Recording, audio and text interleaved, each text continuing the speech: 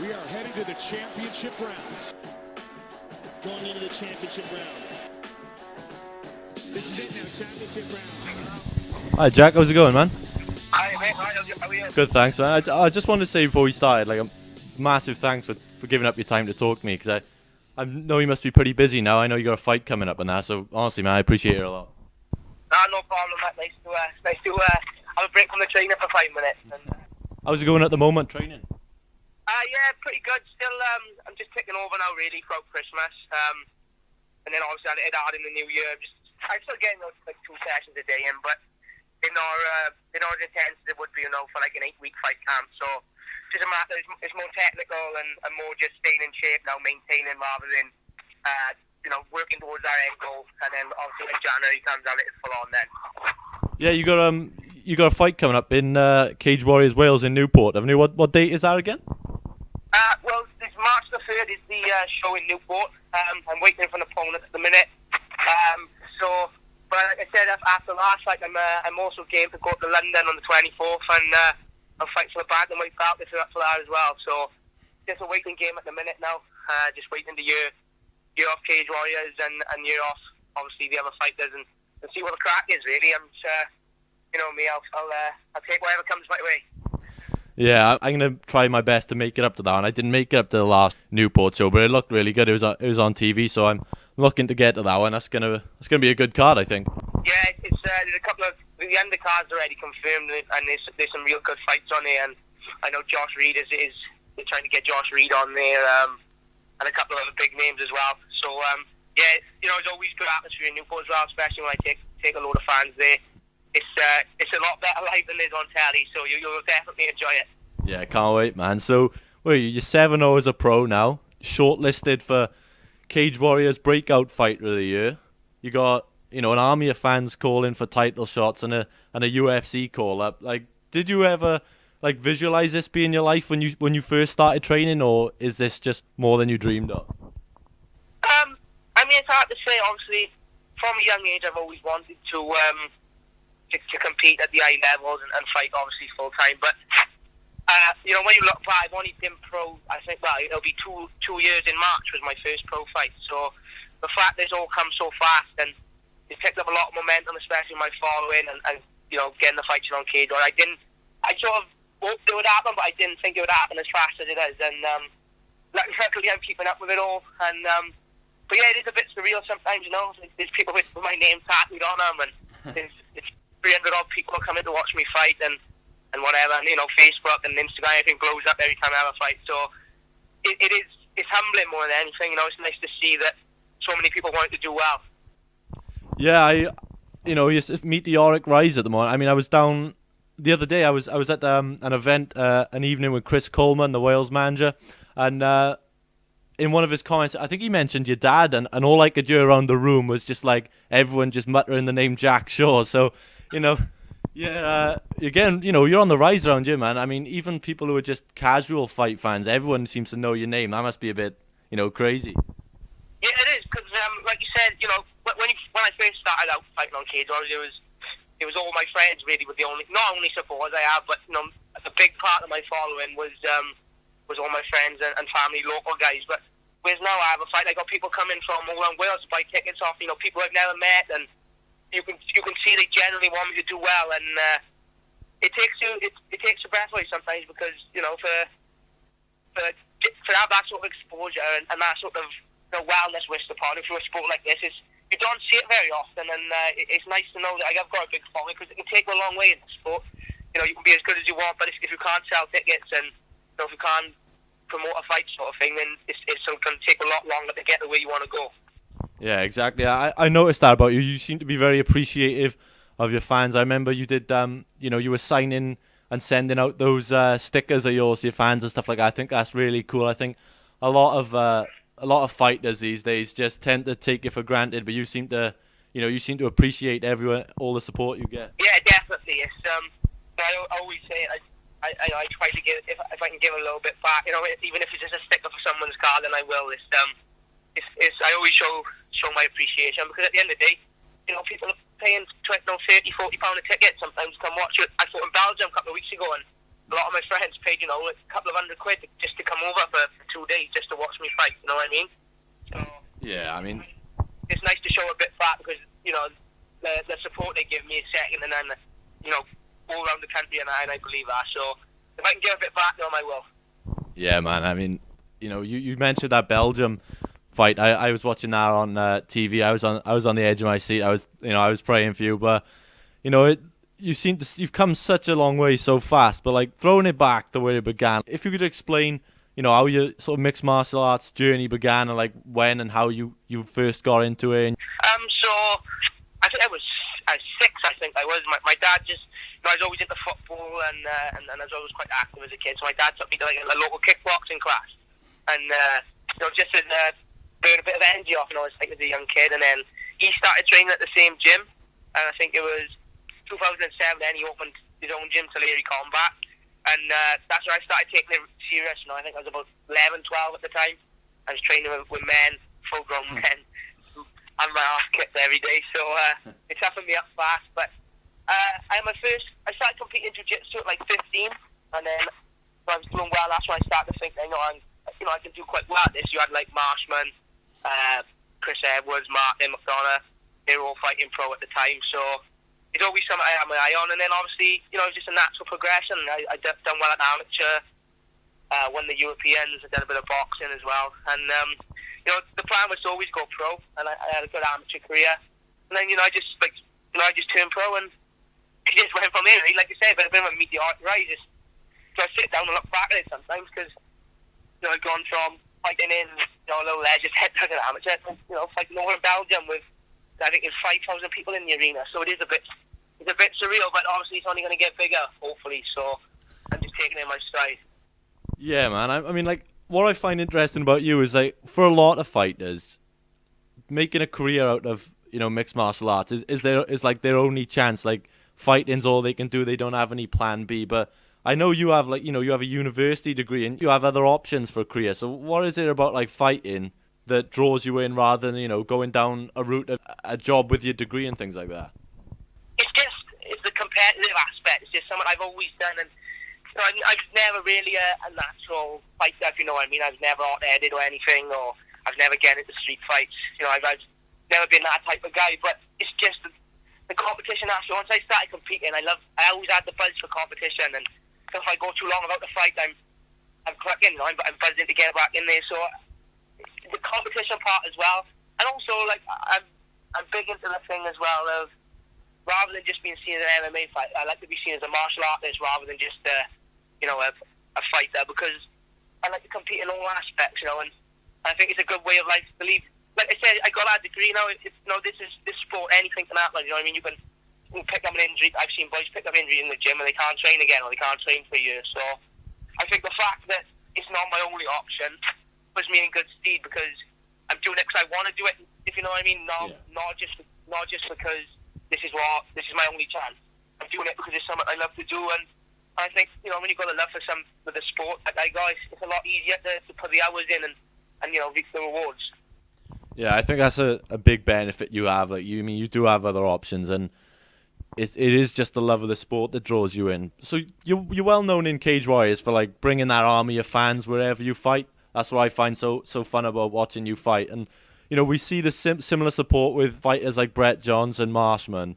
It just seems to be like an extra element of passion in Welsh support in MMA. So like, why do you think MMA's taken off so much in Wales? And like, can you really feel that support so much? Yeah, like, it's definitely grown up the last few years. I mean, watch any sport, rugby, football. The Welsh fans, always get behind their own. You only got to look at the Euros and the football. You could see that there was thousands of Welsh fans going out there support, and I think the same sort of thing is transferred to MMA now. Especially back last year, Jack, Brett, and John getting in the UFC. It's, for the lower down guys, it's shown that it's a realistic goal to get that top level. Yeah. I think that's fired the fans up as well, because it's brought them three getting in there. It's brought so much exposure to Welsh MMA. The fans of Welsh MMA, they're over the moon, and it's just going to keep throwing more people in. You got like BBC Sport and now doing articles on Brett and Jack. You got ITV News, they've both been on. They've been on Sky Sports, BT Sports. Me and like Lou Long and Josh are fighting on BT Sports regularly now. So I think, because it's getting more exposure, it's definitely blowing up. But the fans are always going to be passionate anyway. But the fact that they get to see more of it now, they get to enjoy it more. And see, it's like back a couple of years ago.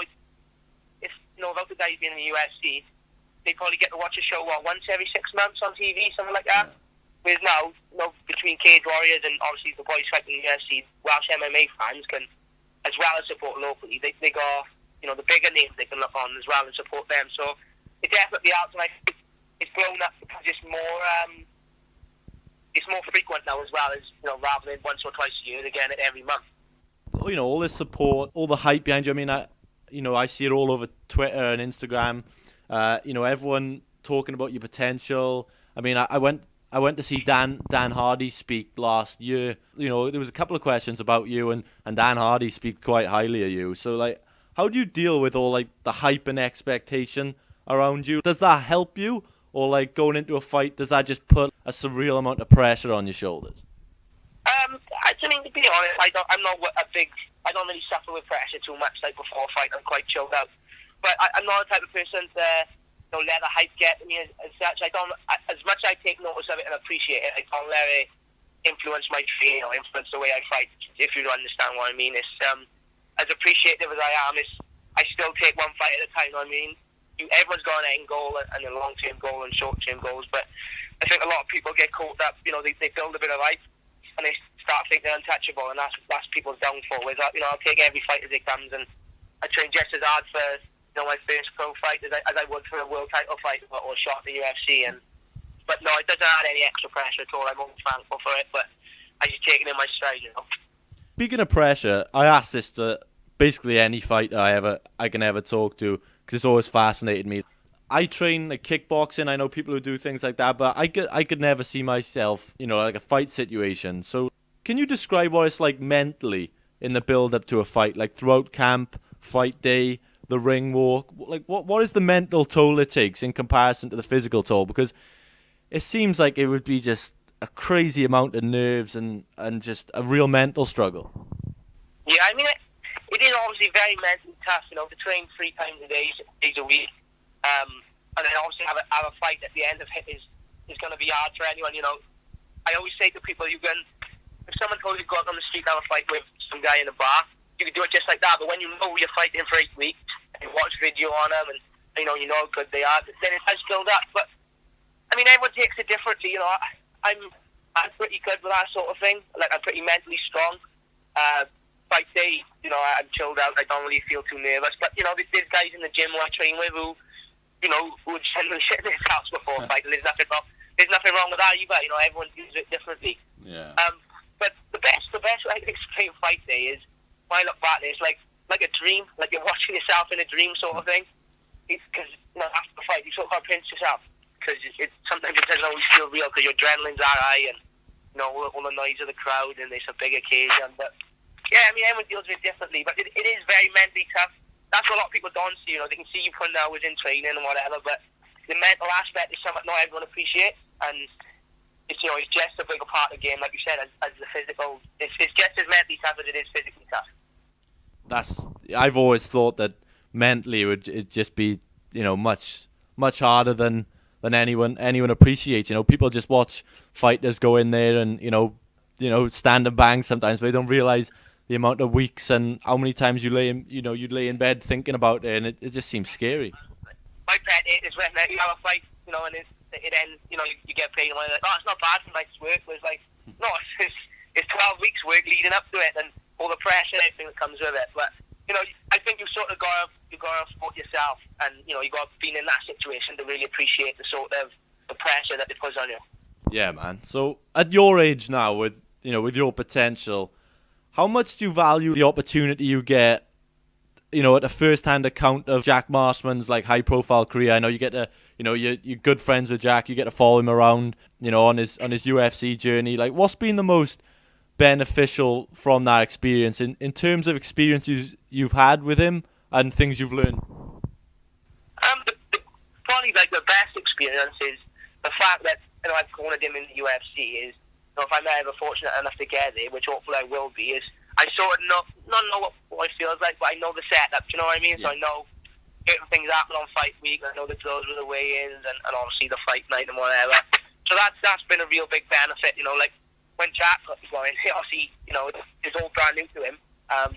But I'm fortunate enough now. I know sort of know what goes into it on fight week and stuff. So I would say that's a real big benefit. And also, luckily, you know, I've got to travel the world with Jack. We've been to Canada, Albuquerque, you know, Brazil. So, you know, being teammates with him and friends with him is definitely going to benefit me in the long run as well. Yeah, definitely, man. So moving into 2018 now, 7-0. You got another fight scheduled. What are your goals? Is there any level or anything in particular that you want out of your career, or do you just prefer to take it one fight at a time and focus on, you know, what you can control right now, or is there anything like you want to get to this level, or you want to win this title or this opponent? Yeah, like I said, I always say take one fight at a time, but obviously you've got long-term goals as well. You know, I'm going to drop the bantamweight in the new year, so obviously that's a goal in itself. You know, making that weight, which I think I'll do quite comfortably. I'd love to fight for the bantamweight title against Nathaniel Wood if he's up for it. But again, you know, if that don't happen, then, you know, I'm sure another opportunity presents itself. But for the end of the year, you know, I like to be active, so I just aim for 3 or 4 fights and just see what I take. If I take the title shot or UFC, then, you know, happy days. If not, then, you know, just take it as it comes and go back to the drawing board and see what we can do with the opportunities we've got. You know, it's one of them things, right? And you can plan it out as much as you want, but it doesn't usually go the way you think it's going to go. So, you know, especially stuff like injuries and pull-outs, stuff like that. It's just one of them ones. That's why I like to take it one fight at a time and just go from there, really. But yeah, I'm looking forward. I think it's going to be a good year, and hopefully I'll get to show again. You know, that I'm on an high enough level to compete with the best guys in the world. Yeah, you mentioned, you know, changing to bantamweight. Like, how do you feel about moving to that weight class? And in the long term run, do you see that being the weight class you'd be most comfortable in, especially like in the higher levels? Yeah, definitely at the higher level. You know, I think I would have to drop the bantamweight. I make featherweight quite easily. Like, I think I woke up the day before the weigh-in this fight. I think it was like 3 or 4 pound over for featherweight, which isn't a lot. You know, there's guys out there in the UFC cutting 15 pound the night before. So I think bantamweight's a good logical step. But I mean, I'm not completely against competing at featherweight. You know, if a good opportunity came up at featherweight, I'd compete at that weight as well. But I think bantamweight, especially, you know, against top level guys, would be the best weight for me. I think I'd be comfortable at that weight as well. You know, I spar with a lot of guys like Josh Reed, Chris Edwards, Martin McDonough in the gym, and they're not, you know, we're pretty much the same size. So it's a weight I should be fighting at, and I'm looking forward to the challenges that weight's going to bring. Cool, man. So, you know, lastly, you're becoming an idol to like many young aspiring fighters. Like I said the other week, all I could hear in that Chris Coleman event was people muttering your name, and there were conversations about you and things like that. So, you know, who are your biggest like MMA idols growing up, and who do you look up to now? As far as I got favourite fighters and stuff, but idol-wise, I really look up to my dad and my coach, Richard Shaw. Obviously, he's been a mentor. Even not just in fighting, but in life, obviously. Yeah. But you know, even when he was competing, he always used to lead from the front, and he was active, and you know, he always just put everything into his fight. So that's something I aspire to do as well. But obviously, you know, guys like Joe Kawasaki as well. Yeah. We're a small country at the end of the day, and the fact that people like, you know, Joe, and even now in the MMA like Jack and Brett, they're putting it on the map. So I always look up to those guys. You know, they're big inspirations. And yeah, if I can be like them, then happy days. That's something, you know. If I can follow their footsteps, I know I'm doing something right.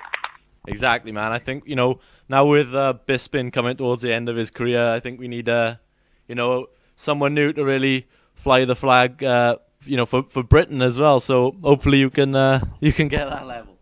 Yeah, hopefully I'll be that guy. Keep my fingers crossed. Yeah, man. So honestly, so thank you so much for giving your time. You know, I ask quite a lot of fighters, and sometimes they don't have the time to reply to me or anything. So I really appreciate you giving up your time to speak to me. That's no problem, man. Anytime you want me on, you just give me a text, and I'll be happy to answer a few questions. That's no problem. Awesome, right. Thank you so much, man. Hopefully I'll catch your fight in March, and best of luck for the camp. Thanks so much, mate. Appreciate it. All right, man. Speak to you again. So there you have it. That was my conversation with Jack Tank Shaw. This was a really special episode for me because Jack Shaw is one of my favourite fighters in the entire world. What a nice guy. Thanks again to Jack for giving up his time to speak to me. If you listen to this on YouTube, please go and subscribe on iTunes. Just search Championship Rounds Podcast. If you're listening on iTunes, please subscribe on YouTube. Follow the socials, which are on Twitter, it's at Champ Rounds Pod. Instagram, it's Championship Rounds Podcast. And it's Championship Rounds Podcast on Facebook. Thanks again for listening. I'll see you in the next one.